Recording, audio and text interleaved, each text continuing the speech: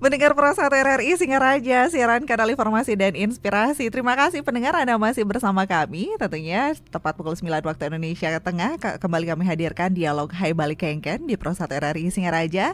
Dan pagi ini kita akan membahas cerita-cerita tentang pemilu. Kita nanti akan berbincang bersama pemimpin redaksi tatkala.co dan juga bersama Koordinator Divisi Pencegahan Partisipasi Masyarakat dan Hubungan Masyarakat Bawaslu Buleleng, Bapak Gading Ganisa STP.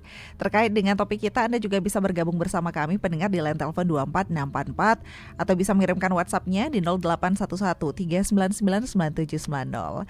Kalau membahas cerita tentang pemilu, mungkin masing-masing orang punya cerita yang berbeda ya, apalagi untuk pemilih pemula itu punya cerita atau gaya yang berbeda juga begitu, atau yang sudah memilih berulang kali mungkin ada pengalaman-pengalaman berbeda juga yang didapatkan. Nah, bagaimana jika pengalaman-pengalaman tersebut dituangkan dalam bentuk cerita atau dalam bentuk tulisan begitu.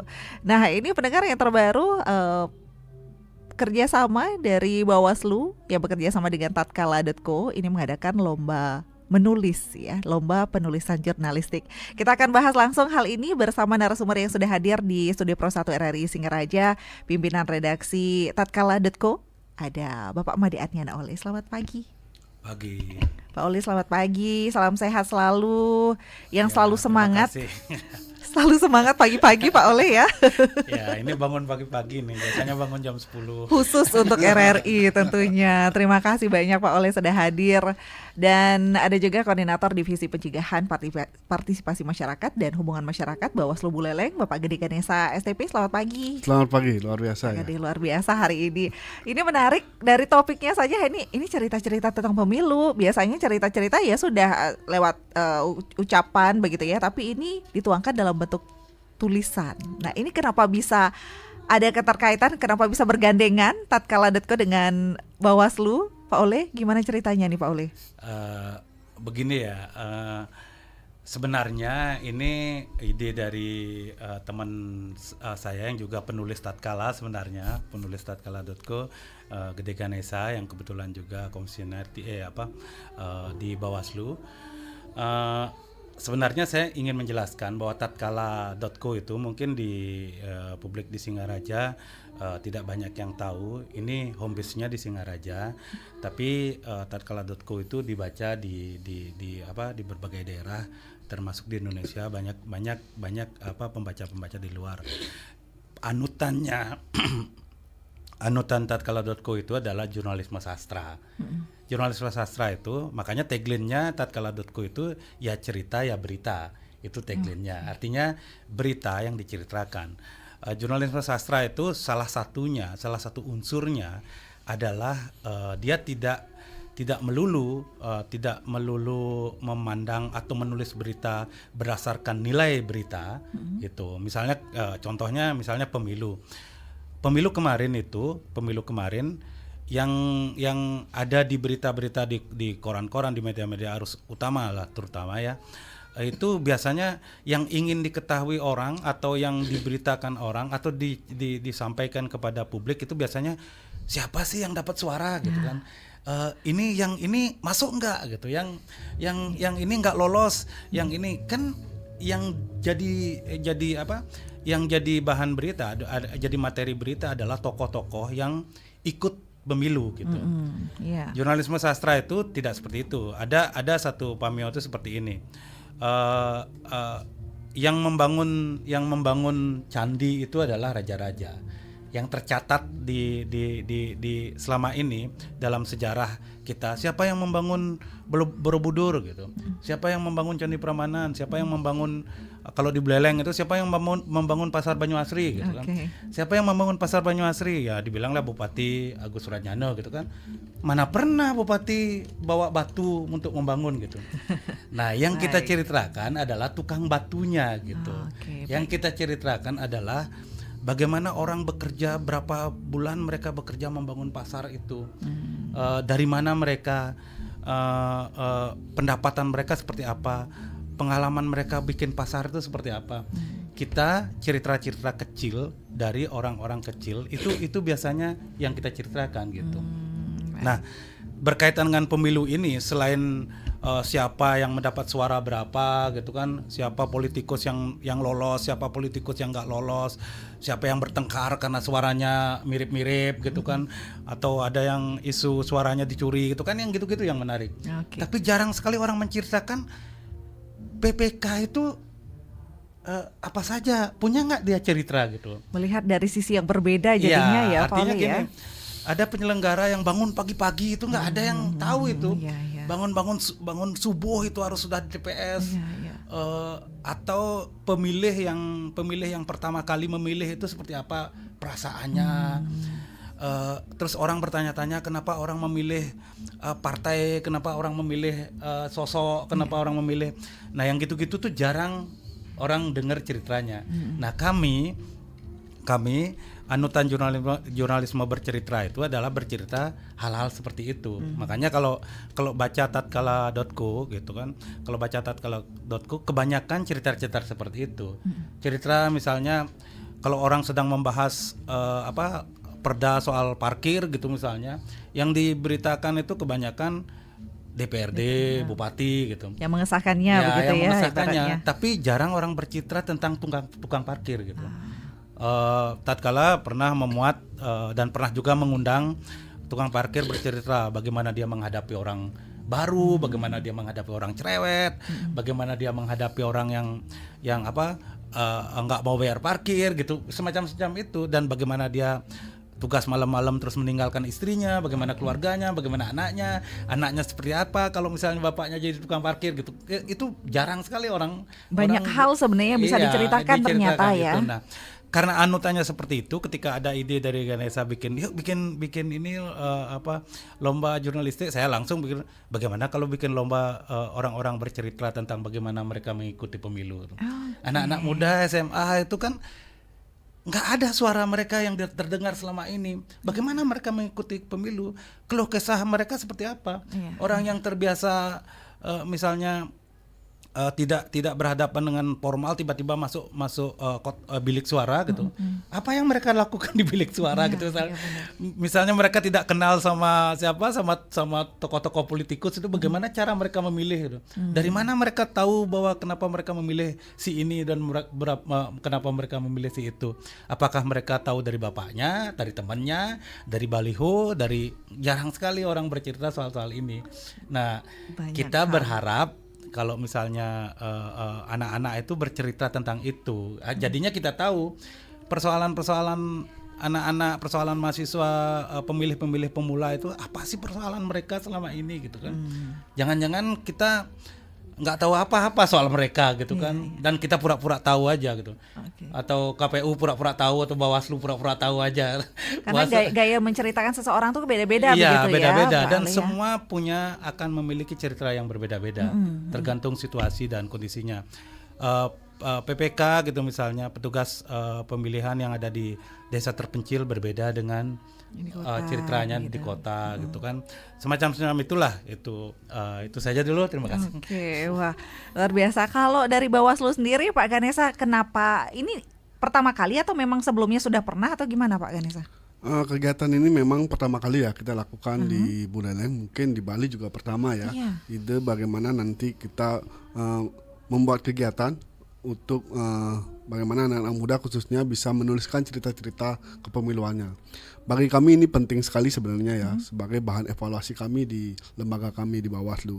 Memang kan pemilu sebenarnya sudah selesai, kita sudah tahu siapa pemenangnya dan nanti kapan akan dilantik.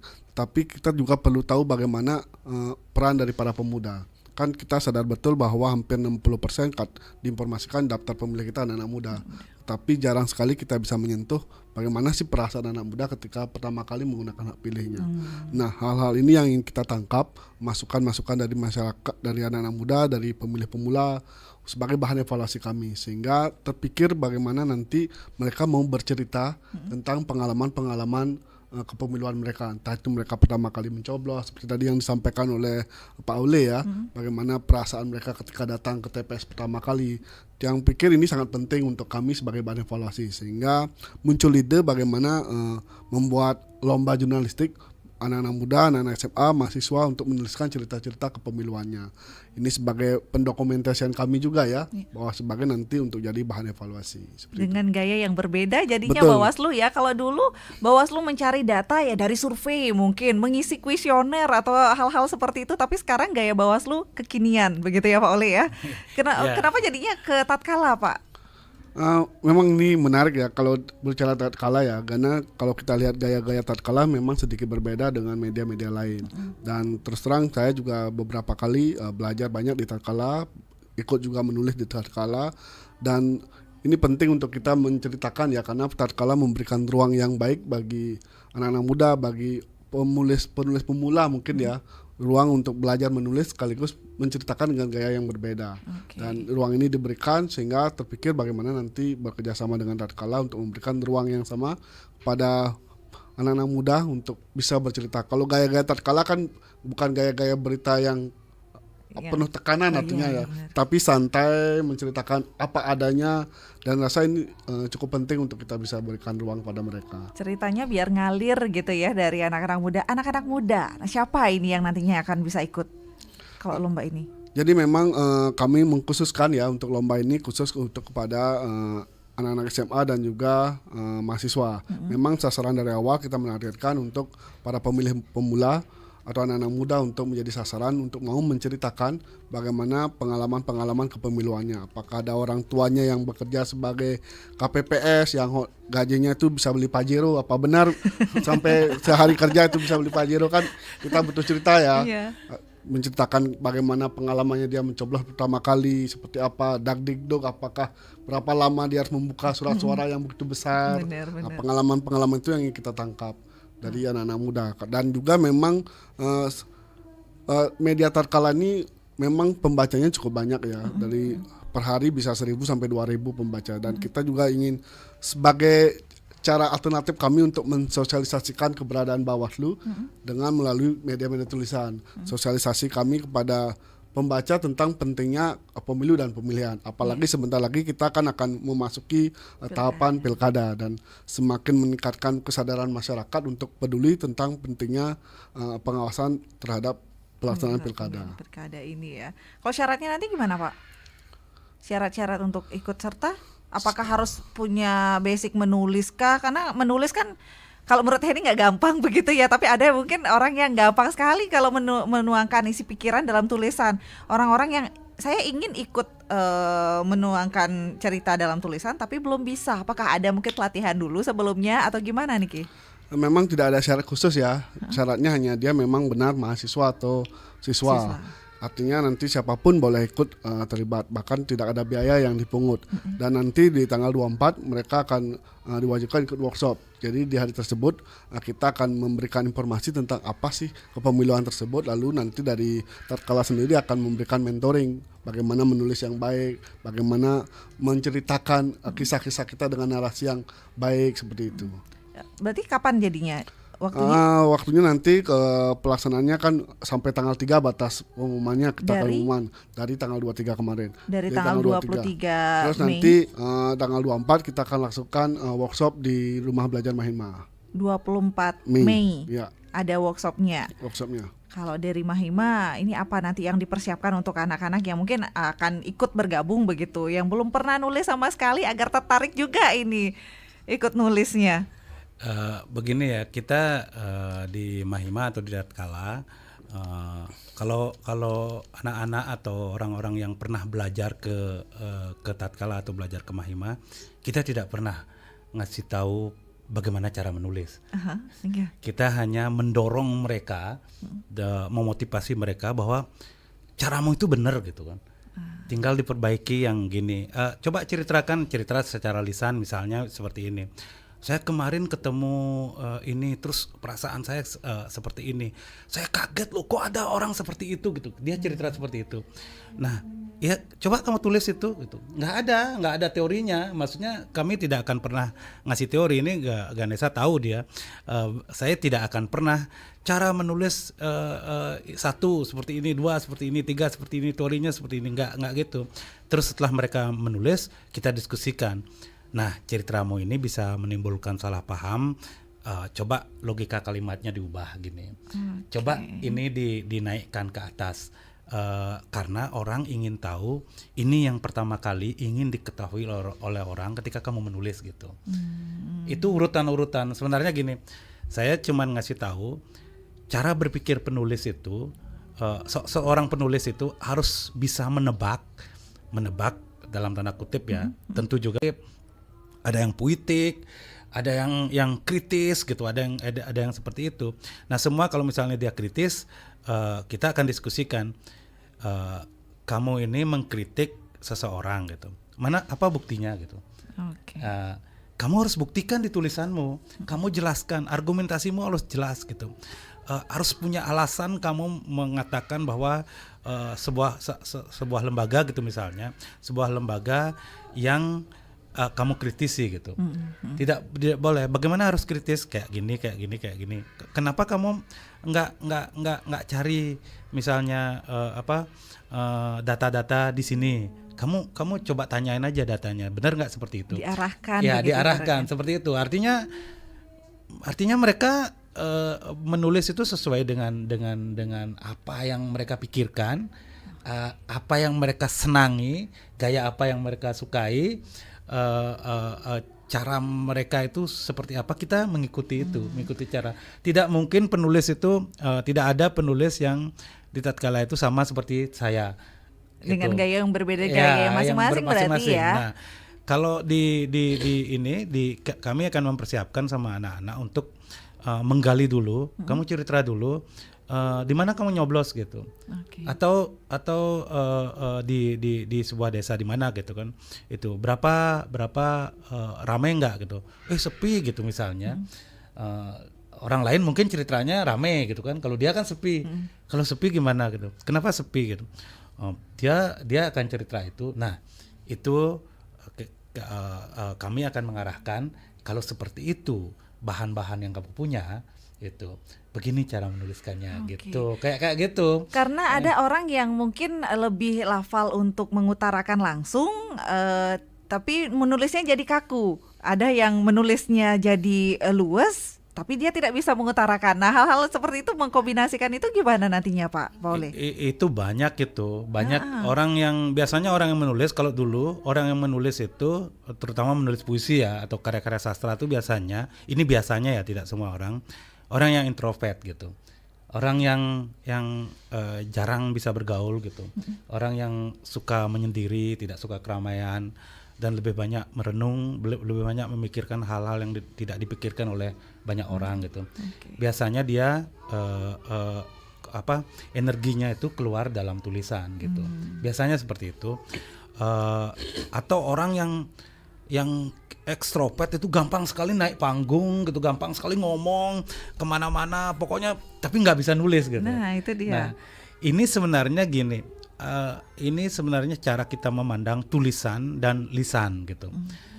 Banyak orang mengira bahwa menulis itu adalah sesuatu yang berbeda dengan lisan gitu. Artinya gini, ada aturan-aturan khusus untuk menulis dan dan kalau lisan tidak ada aturannya gitu. Orang sudah terpaku seperti itu takutnya gitu. Ya itu. Nah sebenarnya kelisanan kita ketika ngomong itu ditulis, diketik gitu kan. Ini cara yang paling gampang ya ini. Diketik kelisanan kita, misalnya gini. Misalnya cerita soal orang kecelakaan, datang dari atas gitu, datang dari Singaraja, ada pohon tumbang gitu, sampai di rumah kita, tadi ada pohon tumbang loh, rame sekali gitu kan, macet sampai di gini, 3 jam macet gitu. Orang-orang udah ada polisi nggak?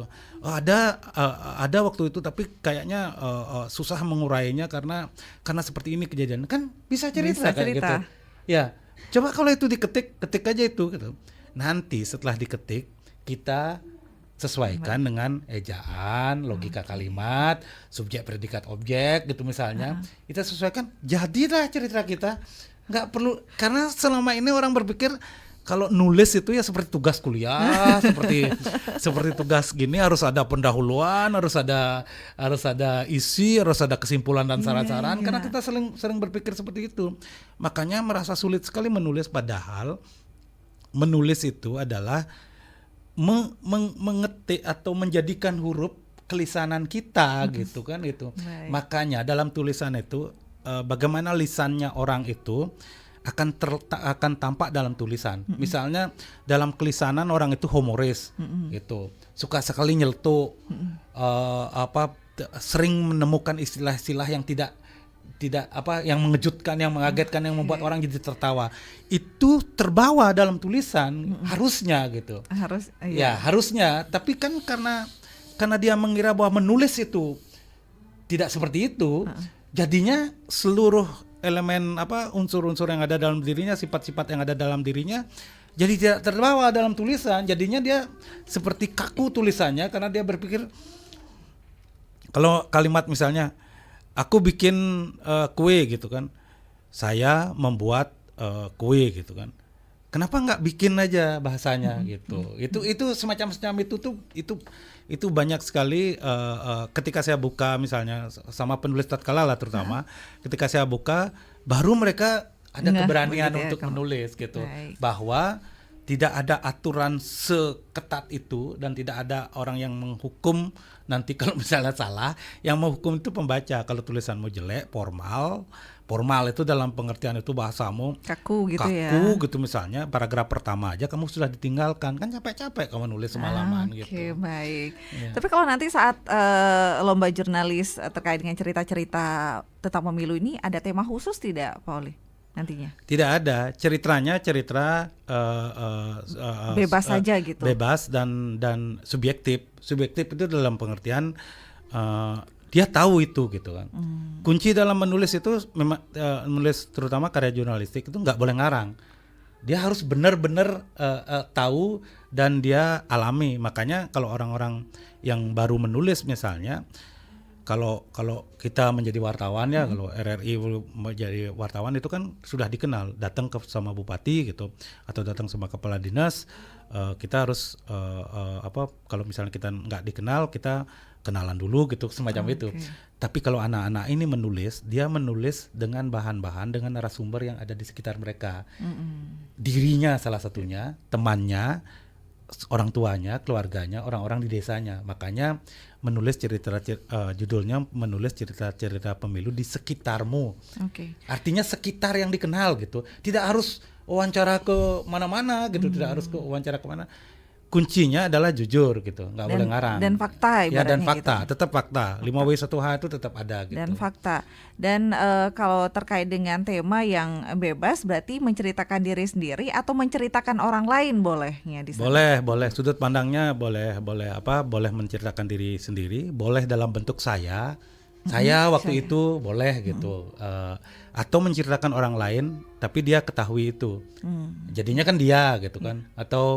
Atau seorang mahasiswa ketemu sangat perhatian sama petugas PPK gitu misalnya, dia menceritakan tentang petugas itu, bagaimana telitinya dia, bagaimana dia misalnya karena saking telitinya bisa dibentak gitu kan, seperti itu lama sekali kan, bisa cerita seperti itu. Dia bisa menceritakan orang lain. Kalau dia sendiri tidak punya cerita menarik gitu kan, tidak ada yang dia ceritakan. Tapi yang jelas yang dia ceritakan adalah seseorang yang dia ketahui, itu. Dan tidak harus mencari kemana-mana, tidak harus seperti wartawan di Pedawo ada PPK, kita harus ke situ nyari, bukan berdasarkan data begitu ya. Bukan tetap berdasarkan data gitu, nggak boleh tidak berdasarkan data. Data yang dimaksud adalah data yang dia dapatkan di sekitar dia gitu. Ini untuk mempermudah aja. Data di sekitar dia. Yang disebut data itu kan tidak harus statistik. Yang disebut data itu kan misalnya apa yang dia lihat itu sudah data. Apa yang dia hasil wawancara itu data juga gitu kan itu. Bahkan perasaan dia itu data gitu kan, itu sebenarnya pengertian kita soal data itu kan bisa hal-hal seperti itu, tidak harus statistik gitu. Tidak harus tepat mengatakan berapa pemilih di desamu gitu kan. Kalau kita sebagai wartawan kan harus dicari itu. Ya itu maksudnya. Dan itu data yang seperti itu ya, tidak harus seperti itu. Dia hanya menceritakan sesuatu yang menyentuh dirinya itu. Perasaan dia, kita kan yang menggali-gali perasaan anak-anak ini, seperti apa perasaannya. Jangan-jangan mereka kesel sama Bawaslu gitu misalnya, kan Ganesha jadi tahu bahwa dirinya bahwa mungkin ada kesalahan-kesalahan apa di desa jadi iya, tahu begitu iya, ya. iya, Nah, ini cara jadi tahu lainnya. itu tapi mereka menceritakan tentang perasaan-perasaan dia melihat itu, pandangan dia tentang peristiwa pemilu di sekitarnya, dan menceritakan tentang orang-orang yang terlibat di sekitarnya. Boleh orang tuanya misalnya ada yang gini, Pak, kemarin presiden milih siapa? Oh, saya milih yang kalah gitu. Kenapa harus memilih gitu, kan udah banyak yang teman-teman Bapak kan banyak milih yang pertentangan itu menang juga itu bisa kan. diceritakan Ya, begitu itu bisa diceritakan. Baik. Terus bapaknya bilang, "Ya nggak apa-apa, ini pilihan. Saya nggak ini kalah itu nggak apa-apa gitu." Bapaknya bilang gitu, dan dia jadi mengerti itu bahwa pemilih itu tidak harus menang gitu. Kalau jadi penjudi itu baru harus menang. Tapi kalau jadi pemilih itu, kalau kita memilih seorang yang kalah itu nggak apa-apa gitu kan, nggak apa-apa. Artinya seseorang memilih karena hati nurani, karena sikap, karena referensi yang dia punya, itu menarik untuk diceritakan gitu. Ya. Baik, berarti nanti daftar dulu baru ikut workshop, atau ikut workshop dulu baru nantinya mengirim tulisannya seperti itu? Sekarang daftar dulu, ikut workshop, terus di workshop itu sudah bisa dikonsultasikan karya yang akan dikirim. Oke. Ya, terus pada saat workshop langsung datang nggak apa-apa, maksudnya tidak mendaftar sebelumnya gitu kan. Ini karena waktunya agak mepet. Saat workshop itu anak-anak bisa datang langsung bisa daftar pada saat workshop. Tapi kalau setelah workshop sepertinya kita nggak terima lagi, karena di workshop itu anak-anak itu, kita kan ingin tahu anak-anak itu punya bahan yang bagus gitu misalnya, tapi tidak bisa menulis, kan sayang juga gitu. Kalau lomba ini kita pure dikirim gitu kan, kita tidak pernah tahu bahwa ada anak yang punya potensi besar untuk menulis, tapi dia punya misalnya kemampuan untuk mengumpulkan data, tapi tidak punya kemampuan untuk menuliskannya, kan sayang gitu kan. Ada anak yang punya kemampuan untuk menulis tapi tidak punya kemampuan di lapangan untuk mengumpulkan data, kan sayang juga gitu. Nanti kalau di workshop kita tahu, oh ini kuatnya di pengumpulan data, begini cara menuliskannya.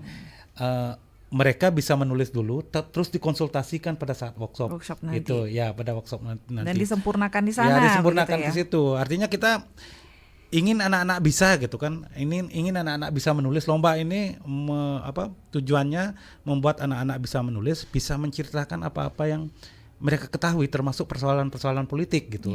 Selama ini kan kita menganggap anak-anak nggak ngerti soal politik gitu kan. Tapi kan kita jadi kalau misalnya dengan cerita ini kita jadi tahu bahwa oh begini loh pandangan anak muda itu soal politik. Jadi Bawaslu pun dapat data juga jadinya. Iya, begitu dapat ya? seperti itu. Kita tidak, maksudnya kalau kita bebaskan untuk mengirim terus kita nilai, kan kita jadi seperti kita nggak tahu proses itu seperti apa. Nanti di prosesnya kita bisa menemukan anak-anak yang siapa tahu misalnya dia punya data yang bagus tapi susah memasukkan di tulisan, kita jadi tahu gini cara memasukkannya di tulisan. Gitu. Yang dinilai nanti dari segi apanya? Berarti gini ya, kalau penilaian tulisan-tulisan seperti ini kan agak rancu juga begitu ya, dari segi apanya nih dilihat tidak ada nanti? standar ya, tetap dalam tulisan mereka ya tetap bagus. Bagus dalam arti mungkin dari segi mengalir datanya atau dari keakuratan? Begini, ada orang ada tulisan sama seperti orang lomba menyanyi ya. Biasanya kan gini, vokal dapat 10 gitu kan. Penampilan dapat 5 gitu. Terus dia menang gitu. Padahal nyanyinya jelek gitu kan. Ini kan penilaian seperti itu tidak kami anut. Kami total. Kalau dia cerita bahannya jelek gitu misalnya. Ada sebuah desa yang ceritanya tidak menarik, tapi dia bisa membuat itu menjadi menarik, itu punya nilai. Itu. Kan kita punya nilai berita kalau dalam jurnalisme itu ada nilai berita, misalnya pertentangan orang berkelahi itu selalu nilainya bagus gitu kan, artinya harus diliput yang kayak gitu-gitu. Jadinya orang tabrakan, orang berkelahi, orang bertengkar. Itu kan bupati bertengkar sama DPRD, itu kan sangat bagus lah kalau kita tulis seperti itu. Atau dua caleg yang berebutan suara gitu misalnya, itu kan itu nilai.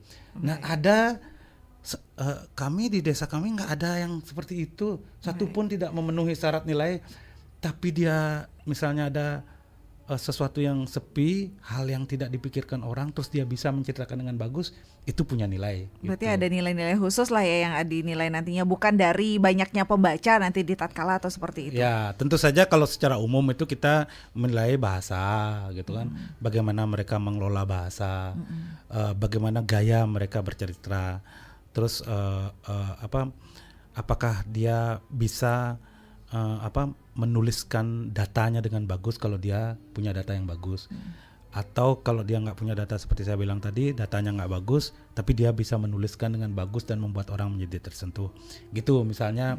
Hal-hal sederhana gitu. Penilaiannya artinya utuh, penilaiannya totalitas penilaiannya, tidak ada penilaian bahasa 10 itu nggak ada penilaian gitu. Karena hal-hal seperti ini itu tidak bisa diangkakan sebenarnya gitu. Berarti nanti untuk para peserta semua tulisan yang masuk di blast ke tatkala, atau memang yang sudah disaring saja yang masuk di tatkala nantinya? Yang disaring, yang menang udah pasti. Nanti yang menang sudah pasti.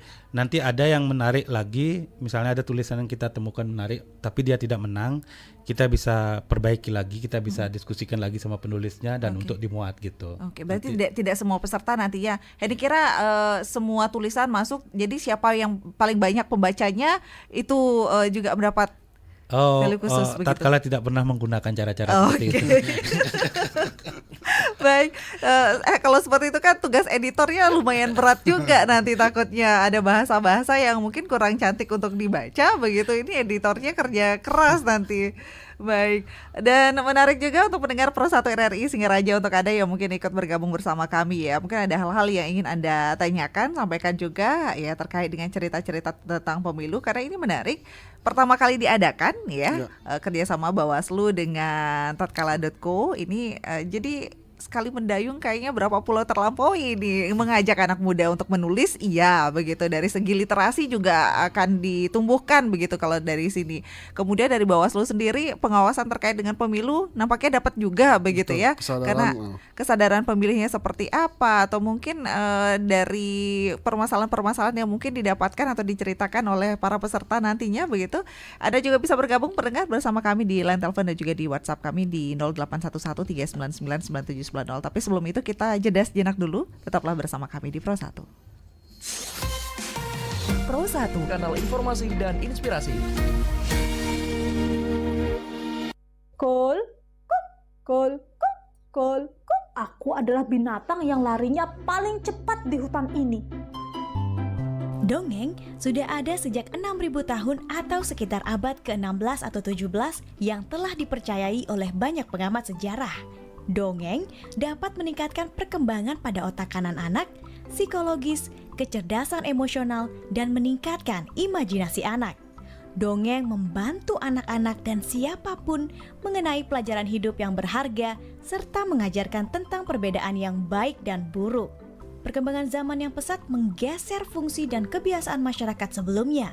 Tradisi mendongeng ini perlahan tergantikan dengan adanya teknologi-teknologi baru. Saat ini sangat sedikit orang tua yang masih mendongengkan anak. Jika menangis, orang tua tinggal memberikan gawainya. Berbeda dengan dahulu yang menggendong anaknya ketika menangis dan menceritakan dongeng.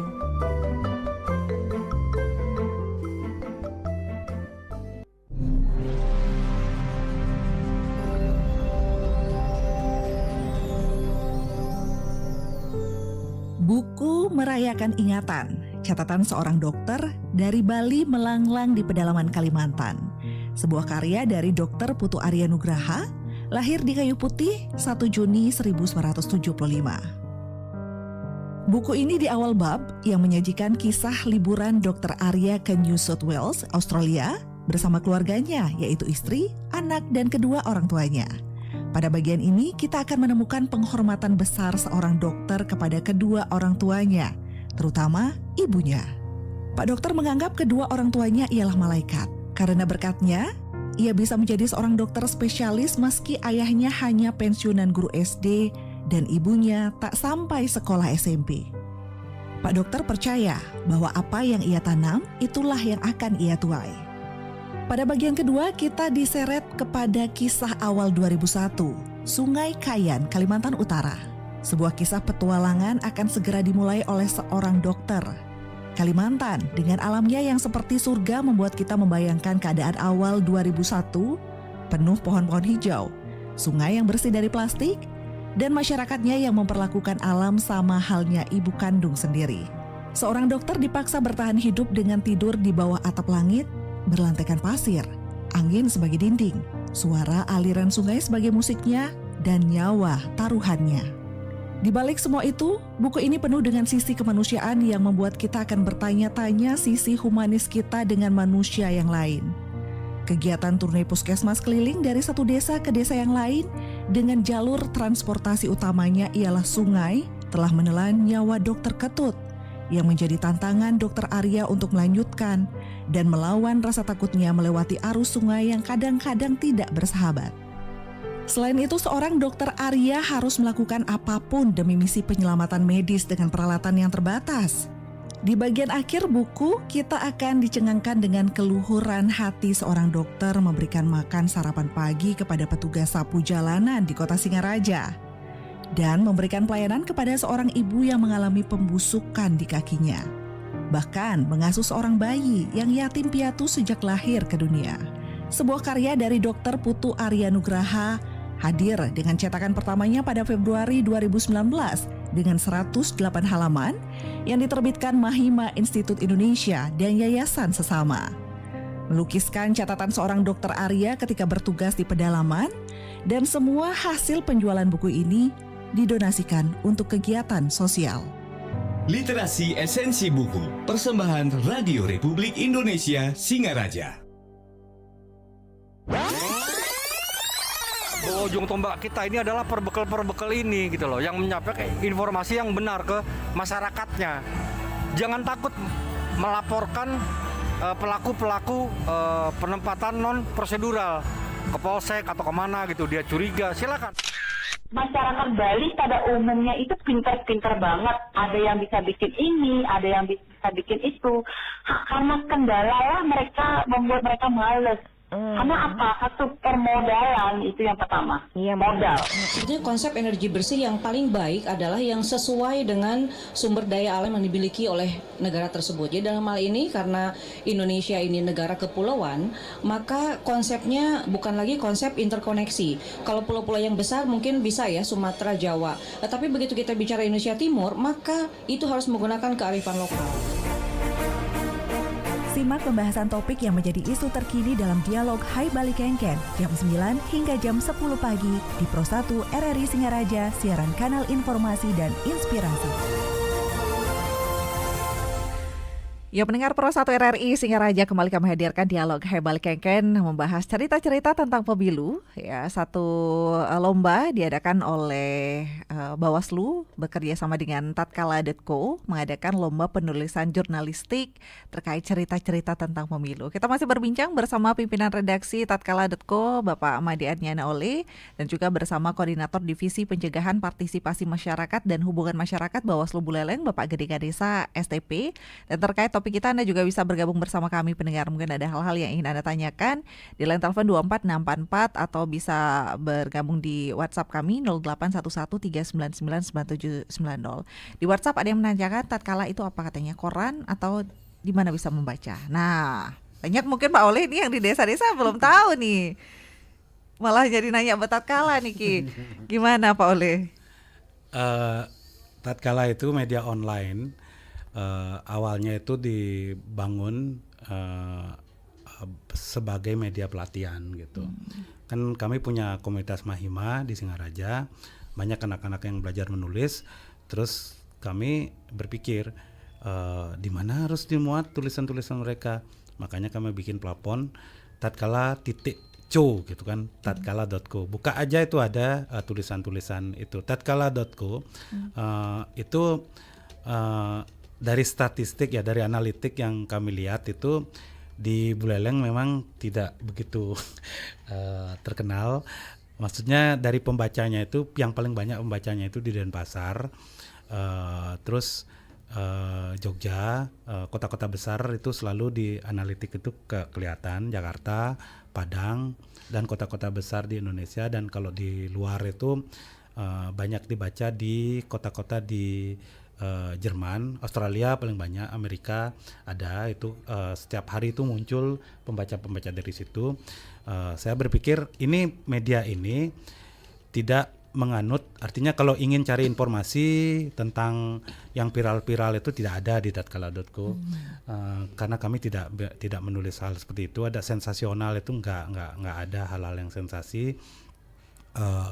Kalau misalnya ada berita tentang kekerasan seksual pada anak gitu misalnya, kami tidak menulis beritanya, tapi kami menulis tentang kenapa itu bisa terjadi gitu.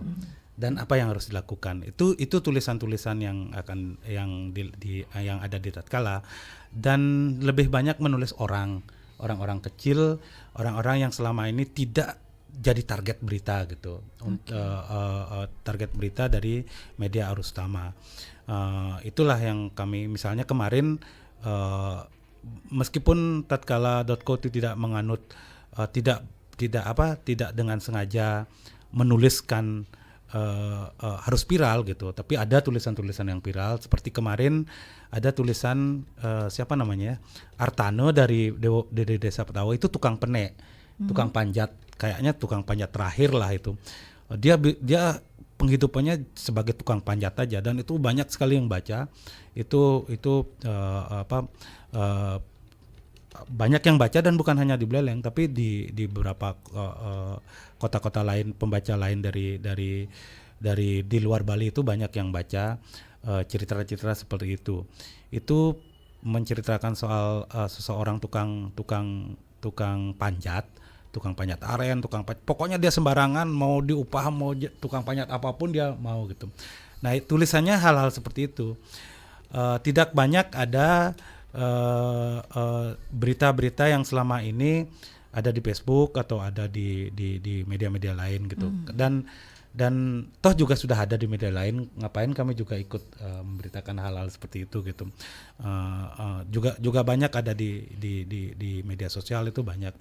Kami lebih banyak ulasan ada ulasan film, ulasan seni rupa, ulasan buku, ulasan seni pertunjukan, itu ada di seni budaya. Kalau di literasi itu ada puisi, ada sastra, ada resensi buku. Terus ada namanya rubrik persona. Persona itu adalah menceritakan tentang orang yang memiliki pencapaian gitu kan. Bukan prestasi ya, bukan prestasi lomba ya. Ada misalnya orang yang menang lomba di mana-mana, kami cek lombanya apa gitu. Oh, ternyata lombanya cuma lomba-lombaan gitu kan misalnya gitu. Jadi banyak hal bisa dibaca di tidak sana. Masuk di kriteria kita. Tapi kalau ada orang desa gitu misalnya yang hidup serba terbatas gitu, tapi dia bisa menghasilkan sesuatu, itu yang kami tulis secara, itu kami anggap prestasi gitu. Prestasi. Kadang-kadang kalau misalnya ada lomba-lomba gitu, juara 1, juara 2, juara 3, kadang-kadang juara 3-nya yang kami tulis karena dia memiliki proses perjuangan yang lebih menggetarkan ketimbang yang juara 1. Yang juara 1 misalnya berasal dari keluarga yang bagus, dan juga fasilitasnya untuk misalnya lomba nyanyi, dia fasilitasnya bagus, ini bagus. Lainnya ibaratnya ada di Tatkala begitu ya. Semacam itu memberikan inspirasi bagi orang gitu. Silakan buka saja, orang gampang bukanya, Tatkala, cari tatkala.co gitu, tatkala.co .co ya, gitu .co gitu kan. Dan yang karakter pembaca Tatkala itu banyak direct gitu, langsung gitu. Dia tidak yang paling banyak itu yang search Google, yang paling banyak itu persentasenya sampai 50%, terus yang setelah itu membuka langsung gitu. Yang setelah itu baru dari media sosial. Baik. Ada juga yang menanyakan Niki, cara ikut serta bagaimana katanya untuk perlombaan? Apakah untuk yang sudah pernah memilih saja bisa berpartisipasi?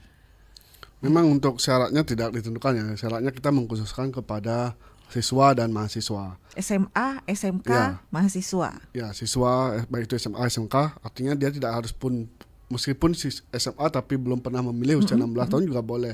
Artinya tentu dia bisa menceritakan pengalaman yang diceritakan orang tuanya atau bagaimana dia melihat situasi di sekitarnya tentang pemilu, perasaannya dia apakah walaupun dia tidak punya pilihan apakah punya perasaan ingin juga menentukan siapa yang menang. Mungkin dia juga merasakan euforianya pemilu itu seperti apa gitu ya. Dan hal itu juga penting bagi kami.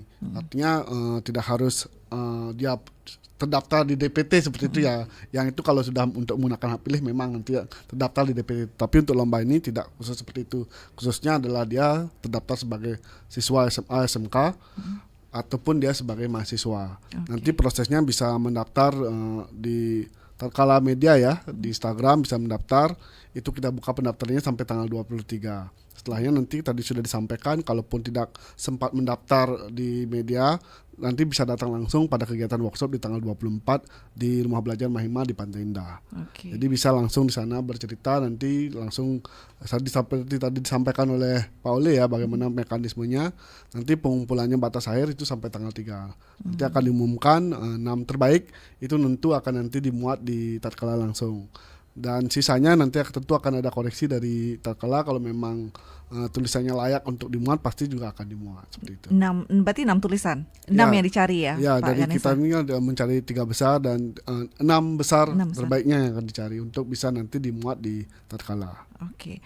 Apa katanya yang didapat tatkala dan Bawaslu mengadakan lomba ini, dan untuk publis berita tulisan apakah berbayar katanya kalau untuk tatkala. Kemudian ada juga yang menanyakan bagaimana mengetahui kalau itu fakta bukan fiksi, bukan cerita karangan katanya. Tentu saja kalau ini yang bukan fakta, bagaimana mengetahui itu fakta gitu kan, seperti itu.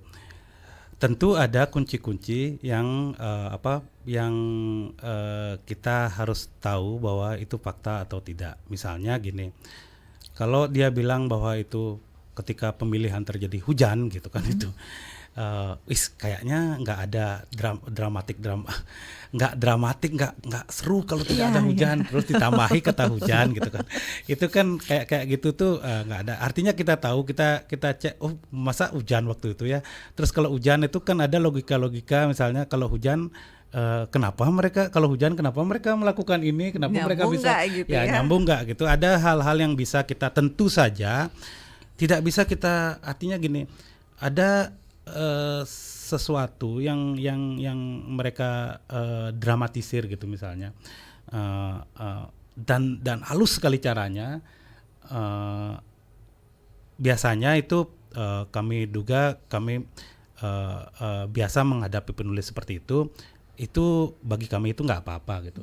Tapi kalau itu sensitif, bermasalah, artinya kalau ini tayang gini, ini berbahaya, ini kami harus periksa. Dan yang menulis yang mengirim tulisan ke tatkala itu tidak langsung dimuat, tidak langsung, kecuali penulis-penulis profesional. Di tatkala itu ada penulis profesional, ada ahli lontar Sugilanus, Gunayase, banyak itu penulis Indonesia juga ada seperti Hasan Aspahani, ada banyak penulis nasional yang menulis, dan itu tentu kami percaya karena mereka mempertaruhkan namanya. Kalau mereka menulis nggak bagus atau nggak bagus kan mereka punya namanya. Tapi kalau orang baru menulis, kalau kami curiga, kami telepon itu. Makanya kalau menulis itu disertai nomor WA, dan kami akan menyediakan waktu untuk mahasiswa itu tanya, mahasiswa STAH, mahasiswa Andiksa, mahasiswa UNUD itu, dan ada mahasiswa lain UNY itu banyak yang ngirim, mahasiswa dari Jember itu banyak yang ngirim, Malang terutama banyak juga kalau di Jawa itu ngirim. kalau ada WA-nya kami WA kalau ada sesuatu yang mencurigakan gitu kan. Ini bener nggak? Kok logikanya nggak masuk? Kamu bilang seperti ini, sementara datanya kayak gini gitu. Atau bisa nggak kamu cari bukti-buktinya gitu kan, semacam itu gitu. Itu cara kita untuk mengedit itu, mengantisipasi ada kemungkinan orang mengarang gitu. Ini jurnalisme sastra itu gini, fakta yang ditulis dengan cara orang menulis fiksi gitu. Misalnya gini, bupati datang terus dia menyalami gubernur gitu. Apa kabar Pak Gubernur, kata bupati. Bisa menulis seperti itu. Di tatkala itu bisa menulis seperti itu. Nanti saat lomba jurnalistik ini juga seperti itu Pak. Bisa seperti itu, bisa ada dialog dengan seperti banyak gaya lah ibaratnya. Bisa seperti orang menulis cerpen gitu. Tapi itu tidak ngarang. Bener-bener bupatinya ngomong gitu kan. Bener-bener gimana? Halo, apa kabar Pak Gubernur gitu. Gimana soal ini perjalanan shortcutnya baru nyaman nggak gitu kan, semacam itu. Terus Pak Gubernur menjawab, oh bagus sekali, saya lewat dari sini, itu bisa dengan cerita seperti itu gitu. Itu dan itu tentu saja penulisnya bertanggung jawab terhadap apa yang dia tulis, isi tulisannya. Dan apa katanya yang didapat dari oleh Tatkala dan Bawaslu dengan diadakannya lomba jurnalis ini? Tatkala nanti saya yang bilang Bawaslunya, tapi tatkala secara material, secara finansial kami tidak melakukan kerjasama finansial ini. Bawaslu tidak bayar ke Tatkala juga tidak bayar ke Bawaslu soal ini. Kami hanya klop aja, cocok bahwa ini penting untuk menumbuhkan orang menulis. Bagi Tatkala, setiap hari ada setengah penulis yang lahir atau seperempat penulis yang lahir, itu sesuatu yang bagus dan itu selalu menjadi tujuan kami. Penulis dalam pengertian itu orang-orang yang bisa mengungkapkan isi hatinya, bisa mengungkapkan pikirannya tentang sesuatu gitu. Karena saya menganggap sangat berbahaya kalau orang tidak bisa mengungkapkan isi pikirannya dengan baik, sehingga yang terjadi mereka keluar jalan gitu dan maki-maki. Itu kalau misalnya ada perdebatan di medsos atau di Facebook gitu, misalnya ada perdebatan, mereka tidak tahu bagaimana cara mereka berdebat gitu kan, bahwa maksudku seperti ini loh gitu. Tapi mereka nggak tahu cara mereka. Nah, kami ingin anak-anak muda itu bisa menceritakan pikirannya, apa pendapat mereka tentang sesuatu gitu, dan bagaimana cara kritis yang bagus gitu, konstruktif, yang tidak sekedar menyalah-nyalahkan lembaga atau menyalah-nyalahkan pemerintah gitu. Meskipun misalnya Tatkala itu media yang kritis, tapi ini media yang juga melarang orang menyalah-nyalahkan tanpa dasar yang bagus gitu. Bagi kami menyalahkan tanpa alasan itu sama dengan memuji tanpa alasan, itu nggak berlaku gitu. Itu sebenarnya kami tidak dapat apa-apa kalau misalnya yang ditanyakan soal finansial atau material, karena Bawaslu tidak bayar apa-apa juga. Jelas mendapatkan kami juga lahirnya penulis-penulis begitulah ya. Terutama di Singaraja, karena dalam sejarahnya Singaraja banyak memiliki penulis di masa lalu itu. Baik. Dari Bawaslu? Kalau dari Bawaslu jelas ya, salah satu tugas fungsi kami kan upayanya meningkatkan partisipasi masyarakat. Nah, cara ini bagi kami salah satu cara yang bisa kami tempuh untuk semakin meningkatkan kepedulian terutama anak-anak muda tentang pemilu dan pemilihan.